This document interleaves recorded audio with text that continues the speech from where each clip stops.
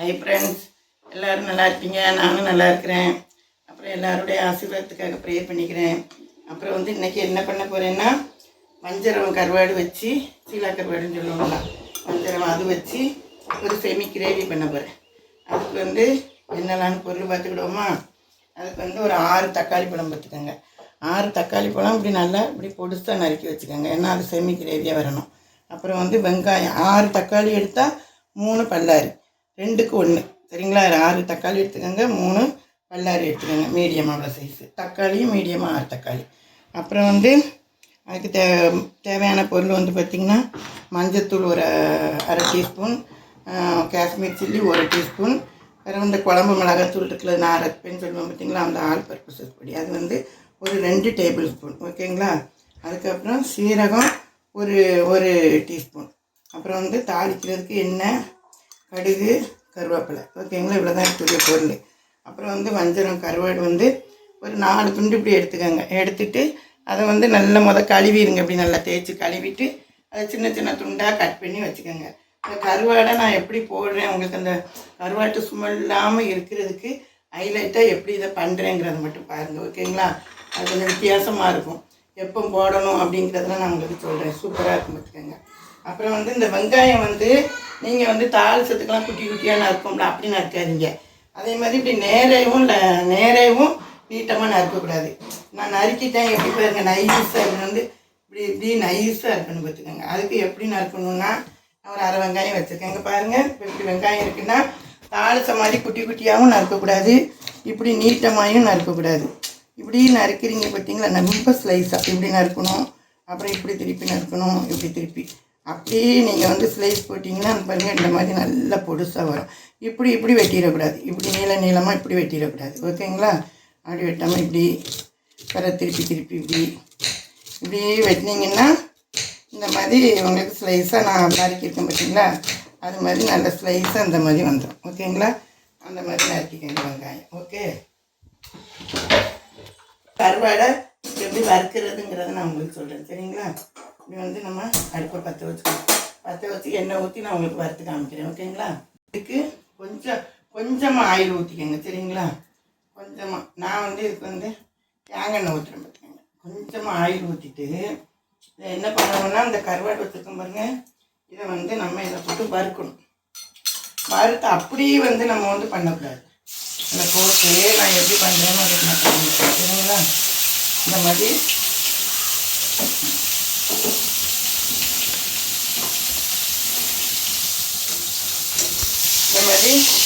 நல்லா எண்ணெயில் அப்படி வறுத்து பாருங்கள். அந்த துண்டு துண்டாக வெட்டி போட்டு நான் ஒரு 2 பெரிய துண்டு 2 துண்டு எடுத்தேன். அதை வந்து ஸ்லைஸ் பண்ணி கழுவி துண்டு போட்டு வச்சுருக்கேன். நீங்கள் உங்கள் தேவைக்கு வஞ்சரம் போட்டுக்கோங்க. அப்புறம் வந்து வஞ்சரத்துலேயே வந்து 2 ரகம் இருக்குது, பார்த்துக்கோங்க. ஒன்று வந்து சீலா மீனில் வந்து துண்டு கரையவே கரையாது, அது வந்து ஒரிஜினல் கிடையாது, அப்படியே தொக்கு மாதிரி கிடக்கும், அப்படி கண்ணு மாதிரி. இன்னொன்று வந்து வஞ்சரம் வந்து கொஞ்சம் நல்லா கொஞ்சம் ஒரு மாதிரி கொஞ்சம் கரையும், பார்த்துக்கோங்க. அதுதான் ஒரிஜினல் வஞ்சரம். அதே மாதிரி கருவாடோ மீனாக வாங்கும்போது தான் பார்த்துக்கோங்க, கரையணும். வஞ்சரம் மீனுனாலே கொஞ்சம் லைட்டாவது கரையணும், அது ஒரிஜினல். அது எனக்கு ஒரு கருவாட்டு கடையில் தெரிஞ்சவங்க சொன்னாங்க, 2 ரகம் இருக்குமா, இந்த மாதிரி 2 ரகம் பார்த்து வாங்குமா அப்படின்ட்டு. ஊரில் தூத்துக்குடியில் மார்க்கெட்டில் சொல்லி அந்த மாதிரி நல்ல வஞ்சரம் கொடுத்தாங்க வாங்கிட்டு வரும்போது. அதில் இருந்து நான் அதை தெரிஞ்சு வச்சுக்கிட்டேன். சரி, இப்போ இந்த மாதிரி வறுத்து நம்ம எடுத்துட்டு நான் உங்கள்கிட்ட காமிக்க, சரிங்களா? பாருங்கள், இந்த மாதிரி வறுத்துடணும், பார்த்துக்கோங்க. அப்போ நீங்கள் வந்து நான் இதை எப்போ போடுறேன் அப்படிங்கிறத நான் உங்களுக்கு காமிக்கிறேன்னு. இந்த மாதிரி நம்ம வறுத்து எடுத்து வச்சுக்கணும். இதுதான் இதில் உள்ள ஒரு சீக்ரெட்டுன்னு சொல்லலாம். நல்ல ஒரு கருவாட்டு செமி கிரேவி வைக்கிறதுக்கு ஒரு ஹைலைட்டுன்னு சொல்லலாம். இப்போ வந்து நம்ம இருக்கிற ஆயிலை திரும்ப கொஞ்சம் தாளிக்கணும்ல, அதுக்கு ஒரு 2-3 ஸ்பூன் இப்படி ஊற்றிக்கோங்க. நல்லா கொஞ்சம் எண்ணெய் கொஞ்சம் இது கொஞ்சம் நல்லா விடுங்க, ஏன்னா செமி கிரேவி பண்ணுறோம், பார்த்தீங்களா? அது எண்ணெய் கொஞ்சம் நல்லா விட்டுட்டு வந்து எண்ணெய் சூடானோடனே கருவாடை நம்ம வந்து இது பண்ணி வச்சுக்கோங்க, ஓகேங்களா? கொஞ்சம் அடுப்பை ஏற்றி வச்சுக்கோங்க. ஏற்றி வச்சுக்கிட்டு எப்படி தாளித்து கருவாடை பண்ணுறேன்னு வச்சு பாருங்கள். வீடே கம்மன்னு மணக்கும். வஞ்சரம் கருவாடு செமி கிரேவி பண்ணுறது இதே மாதிரி பொருளை எடுத்து பண்ணுங்கள். நாங்களாம் ரொம்ப டேஸ்ட்டாக பண்ணி சாப்பிடுவோம். அந்த பாருங்க கடுகு போட்டுக்கோங்க, ஒரு ஸ்பூன் கடுகு. அப்புறம் வந்து நம்ம வந்து கருவேப்பிலை போடுவோம்ல, நல்லா நிறைய போடணும் கருவேப்பிலை. அப்புறம் வந்து இதுக்கு வந்து சீரகம் வந்து எதுவுமே அரைக்கிறது கிடையாது. நல்லா ஒரு டீஸ்பூனு சீரகம் போட்டுக்கோங்க. போட்டு நல்லா கிண்டிட்டு இப்போ வந்து நம்ம முதல்ல என்ன பண்ணுறோம், நல்லா சீரகம்லாம் பொரியுது பார்த்தீங்களா, அவ்வளோ வாசனை வருது. அந்த கருவாடு வறுத்த எண்ணெயோடு சேர்த்து ஊற்றிருக்கும் பாருங்க, அவ்வளோ வாசம் வந்துடும் கருவாடு. ஒரு தடவை வச்சு பார்த்துட்டு கண்டிப்பாக சொல்லணும். அப்புறம் வந்து இப்படி நல்லா அந்த கடுகு சீரகெல்லாம் பொரிஞ்சிட்டு பார்த்தீங்களா, அப்போ வந்து பாருங்கள் வெங்காயம் எப்படி இருக்குது பாருங்க, நான் சொன்ன மாதிரி நறுக்குங்க, இந்த மாதிரி இருக்கும் பார்த்துக்கோங்க வெங்காயம்.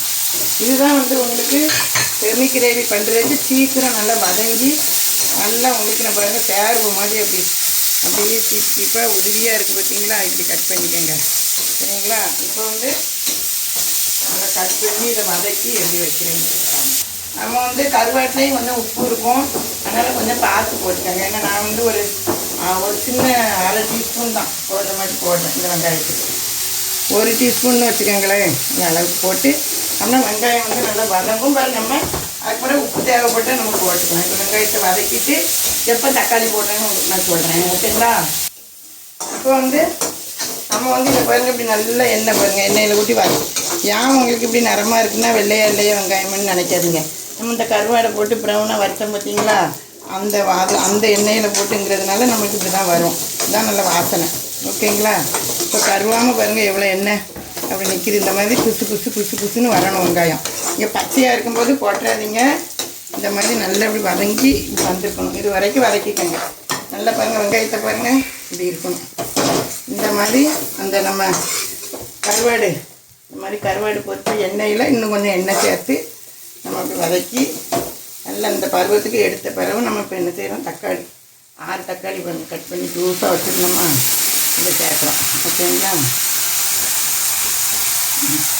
இப்போ சேர்த்து நல்லா பாருங்கள் தக்காளி நம்ம தண்ணி சேர்ந்தோடனே இது பாருங்கள் அந்த வெங்காயம் தக்காளி தான் இதுக்கு நிறைய வேணும் கிரேவி. இதை வந்து நம்ம வந்து இப்படி வதக்கி அதுக்கு தான் நம்ம வந்து பொடுசாக கட் பண்ணக்கூடாது. வெங்காயத்தை பார்த்தீங்களா நம்ம வெட்டினது கூட தெரியல, அதோட கரைஞ்சிரும். நீங்கள் வெங்காயம் போட்டிங்களான்னு கூட உங்களுக்கு தெரியாது.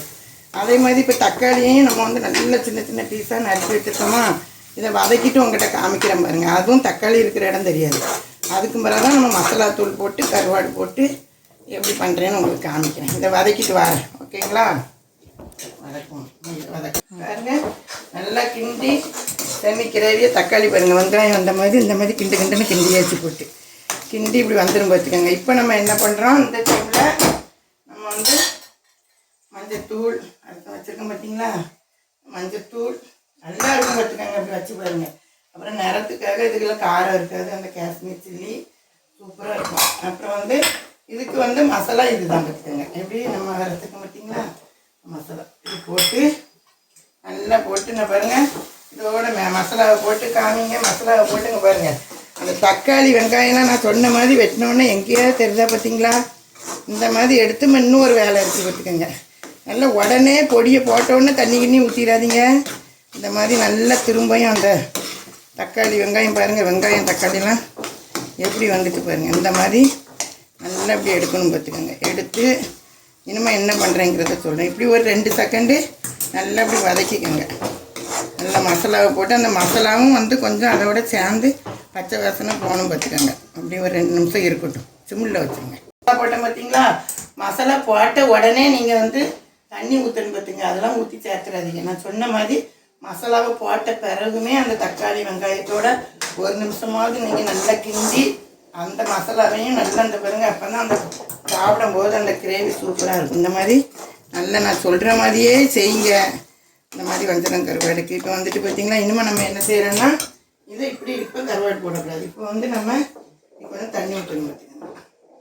இப்போ வந்து 1 டம்ளர் இப்படி 1 டம்ளர் தண்ணி இந்த கருவாட்டுக்கு இப்படி 1 டம்ளர் தண்ணி ஊற்றணும். நமக்கு செமி கிரேவி வேணும் பார்த்தீங்களா, 1 கிளாஸ் தண்ணி ஊற்றி அதுக்கு தான் நான் மசாலாவை வதக்கிட்டு உங்களை வந்து தண்ணி ஊற்ற சொல்கிறேன். இப்போ பாருங்க 1 டம்ளர் இதுக்கு இன்னும் ஒரு 1/2 டம்ளர் ஊற்றலாம்.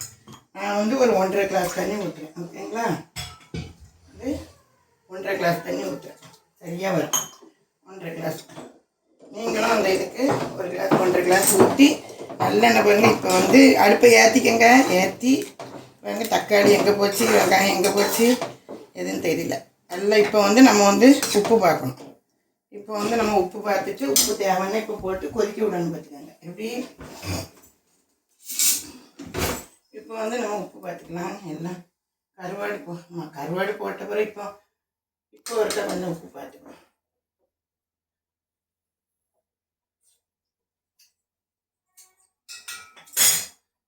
இப்போ வந்து லைட்டாக போடணும் பார்த்துக்கோங்க. கொஞ்சோட போடணும். கருவாட்டில் இருக்குது, எப்போ போடணுமோ அப்பப்போ. இப்போ கொஞ்சம் போட்டுக்கிட்டேன். நீங்களும் உப்பு உங்களுக்கு தக்க பார்த்து போட்டுக்கோங்க. இப்போ நம்ம கருவாடு போட்ட பிறகு ஒருக்கா செக் பண்ணி பார்த்துக்கலாம். இப்படி போட்டு இது மாதிரி வச்சு நம்ம மூடி வச்சுக்கணும் பார்த்துக்கோங்க. மூடி வச்சு கொஞ்சம் நேரம் மூடி வச்சு அதுக்கு மேலே எப்போ கருவாடு போடணும் அப்படிங்கிறத நான் உங்களுக்கு சொல்கிறேன். போட்டு நம்ம குழம்ப ஆஃப் பண்ணலாம். அது வரைக்கும் கொதிக்க விட்டு ஒரு 2-3 நிமிஷம் கொதிக்க விடுங்க. சரிங்களா? இப்போ வந்து கருவாடு போட்ட நேரம் இப்படி வந்துட்டு பார்த்தீங்களா, இந்த 1.5 டம்ளர் தண்ணி ஊற்றி நமக்கு நல்லா பாருங்கள் இந்த மாதிரி வந்துடும். அடியே பிடிக்காது. இந்த மாதிரி வருது பார்த்தீங்களா. இப்போ தான் வந்து உங்களுக்கு மசாலா கருவாடெல்லாம் இந்த மாதிரி நீங்கள் போடுங்க. இப்போ தான் நம்ம வந்து இந்த கருவாடை என்ன பண்ணுறோம், இந்த டைமில் கருவாடை போடுறோம். இது கருவாடு வேவணுங்கிற அவசியமே கிடையாது. இந்த பாருங்க, இது வந்து இப்படி கருவாடை நீங்கள் உங்கள் தேவைக்கு வஞ்சிரம் கருவாடு வெட்டி இதே மாதிரி வறுத்து வச்சுக்கிட்டு இந்த வறுத்ததில் எண்ணெய் பொரித்து வெங்காயம் தக்காளிலாம் வதக்கி நான் சொன்ன மாதிரி. இப்போ இது வந்து நம்ம கருவாடு சாப்பிடாதவங்களும் இந்த மாதிரி வச்சா சாப்பிடுவாங்க. இந்த பச்சை வாடை கருவாட்டு சும்மா எதுவும் இருக்காது, வாசனை தான் கமகமான்னு இருக்கும். பார்த்தீங்களா, அப்படி வச்சு நல்லா கருவாடை போட்டு அங்கே துண்டாக நமக்கு பிட்டாக பொரிஞ்சு கிடக்கும். அந்த துண்டு எடுத்து நம்ம வந்து சாப்பிட்டுக்கலாம். போட்டு அப்புறம் வந்து ஒரு செகண்டு கருவாடை போட்டு கிண்டிட்டோம் பார்த்தீங்களா. ஒரு நிமிஷம் சிம்மில் போட்டு நம்ம எடுத்துட்டோம்னா நல்லா எண்ணெய் பிரிஞ்சு சோறாக வந்துடும். நம்ம திறந்து பார்த்து பாருங்கள் எப்படி இருக்குன்னு பாருங்கள். குழம்பு வந்து நல்லா எண்ணெய் பிரிஞ்சு சூப்பராக குழம்பு நெய் மாதிரி வெண்ணெய் மாதிரி வஞ்சிரம் கருவாடு வெண்ணெய் மாதிரி வந்துட்டு பார்த்தீங்களா. இந்த மாதிரி இருக்கும். ஓகேங்களா? வந்து நம்ம இது லைட்டாக உப்பு இதெல்லாம் இப்போ வந்து கருவாடெலாம் போட்டேன் பார்த்தீங்களா. டேஸ்ட் எப்படி இருக்குன்ட்டு பார்க்கலாம். ரொம்ப சுடுது, அதை சாப்பிட முடியல.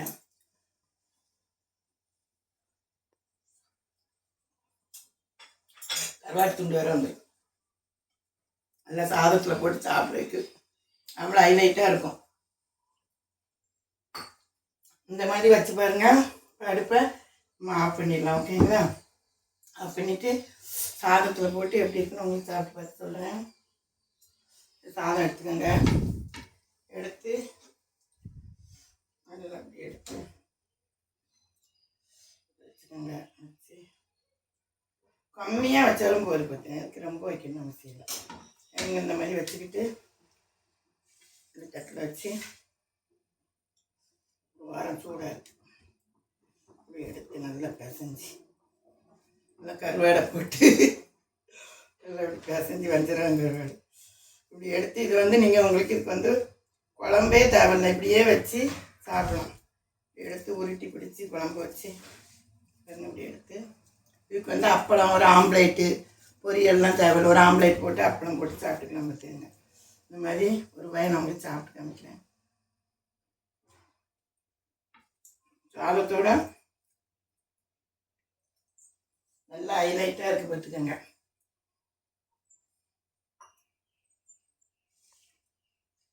காமி பாருங்கள். நீங்களும் இதே மாதிரி நல்லா சாதம் எடுத்து வச்சு நல்லா பிசைஞ்சு இதே மாதிரி வச்சு சாப்பிட்டு பார்த்துட்டு கமெண்ட் பாக்ஸில் வஞ்சரமும் கிரேவி வச்சு எப்படி இருக்குன்னு வச்சு பார்த்துட்டு சொல்லுங்கள். ஓகே, கண்டிப்பாக டேஸ்ட்டாக இருக்கும் பார்த்துக்கோங்க.